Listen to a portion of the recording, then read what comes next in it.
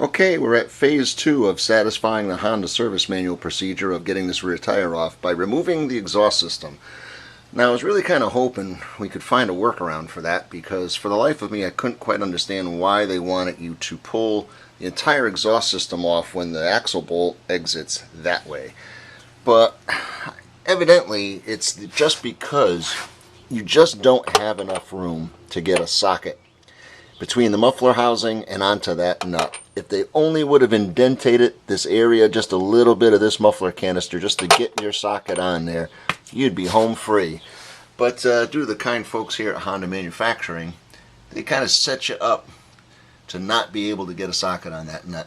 Now you're probably saying you could get a box wrench on here, a nice big metric box wrench, and yes you could, and I'm thinking about it because the trade-off is you either leave the muffler system intact and use a long big box wrench and get that nut off, but you kind of lose the ability to get a torque value back on that thing when you're putting it on with the box wrench, unless you just want to call it tight as you can get it, and that's cool by you. I guess you could do that. I even tried looking into a crow's feet socket. I don't know if you've seen one of those. It's like a partial open end wrench, and it has a half-inch socket built onto it, and just because of how tight that nut is, that kind of thing just wasn't thrilling me. So I guess we're pretty much down to either dropping the exhaust or loosen it. Maybe we could lift it enough to get a socket on that, and once again kind of do a little workaround, but we'll take a peek at that. Anyway, they tell you to start by removing the side cover pivot cover, which is this piece right here.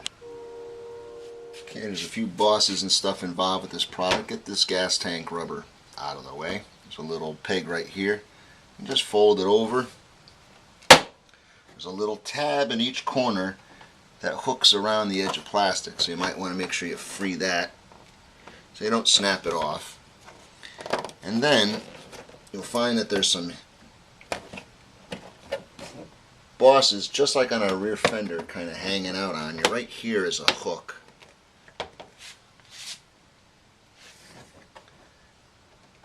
Right here is a boss. And I believe there's one more boss in the front lower corner.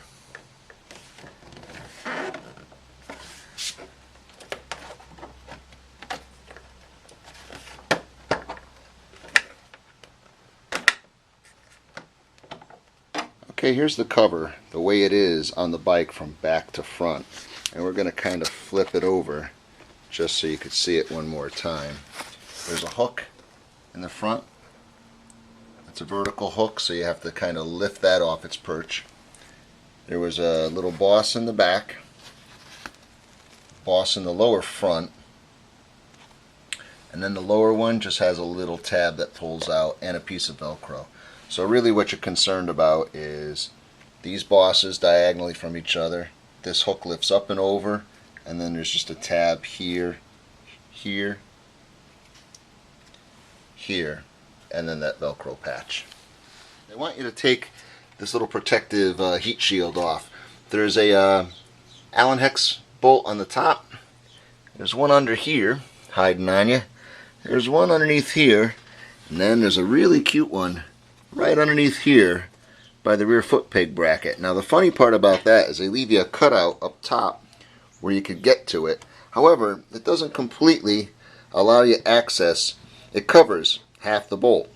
So not like them to be kind enough to have ovaled this hole out just a little bit more to allow you to get a Allen key on that. Nope. So you're either going to have to take off this whole bracket assembly or get creative and bust out the Dremel tool, which I think I might do, and open that up just a little bit so you can get to your Allen key on that thing. I read the Honda manual thoroughly, and they completely leave out some fine little bits of detail for you. There's no way that you're going to get at that heat shield bolt or completely have access to the rear flange bolt that supports the weight of the back of the muffler. You can get that thing loose. I was hoping I could cheat the system by getting that bolt out of there and just wiggling the exhaust pipe over enough to get a socket on. But that bolt would not come completely out because it too hit the inside edge of this foot peg bracket. So I ended up taking the bolts out of the foot brake bracket. As you can see, it is loose. It's just kind of hanging here, which allowed me to snake that bolt out of here, and also allows me to gain access to that muffler guard bolt. But you can't get this piece loose without first taking off this bolt here inside the saddlebag. This bracket actually swings up behind there, and this hex bolt holds the ass end of this bracket fast. So take that out, take the two front bolts out, get this guy loose, and you can wiggle it around to get at these bolts in here so you can loosen up the back side of this exhaust. Okay, we've got the decorative chrome shield off at this point, and the back of the muffler is loose. The next step would be to disconnect the O2 sensor. Don't forget you got an O2 sensor stuck into the exhaust pipe right there. That is this connector right here in front of you, right on the frame. And then pull the wire down through. They say you loosen up the two front band bolts where the down pipes insert into the muffler, and then take that mount bolt out, and then hopefully this exhaust pipe will slide right off. Okay, before you can completely remove the exhaust system, we got to disconnect the O2 sensor.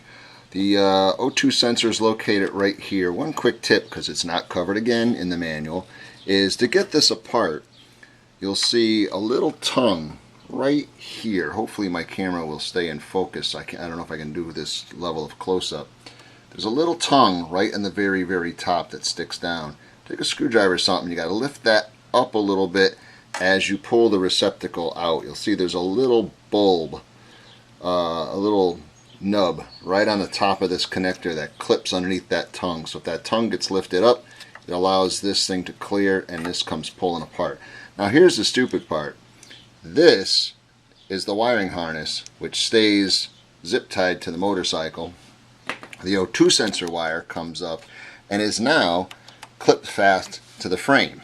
Why this end didn't stay on the clip fast to the frame and this came loose and unplugged, because you're going to take it off with the exhaust system, is beyond me.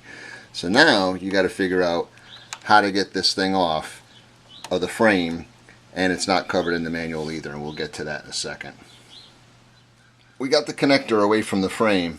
As you can see, the frame's got a little tongue welded to it with a little hole right in the center of it that this clips to. It slides onto that and it snaps into position. The way to release it, and it's going to be facing this way so it's hard to get at it, is if you look underneath the back end of this connector right here, once again you'll see a little tongue, and this little tongue is what clicks into that. So hopefully you can see this clearly. So slide underneath it with a little screwdriver and raise that tongue edge, and it'll allow the connector to slide off of that. This actually fishes down and around and stays with the O2 sensor on the exhaust pipe. Well, as you can see, the muffler came off. It took a lot of wiggling, but it finally let go. Make sure you get those band bolts very, very loose. And a helper wouldn't hurt either. Somebody to support the weight while you kind of wiggle it back and forth. I saw my down tubes flexing just a little bit, and I'd hate to put any more stress and strain where they go up to the head on them that you need to. But they seem very, very rigid. They stay intact, all that kind of stuff. I think if it's torqued up at the head, you're not going to run any risk of an exhaust leak at the exhaust port. But getting this muffler off is a pain in the neck. Boy, it's a crapshoot. You make the judgment call whether you want to go at that nut with a box wrench or not. But even if you do, with that muffler in place, you're still going to have a tough time tapping that nut back through, getting to the brake bolts, etc. It is a heck of a lot nicer when that muffler is just out of your face.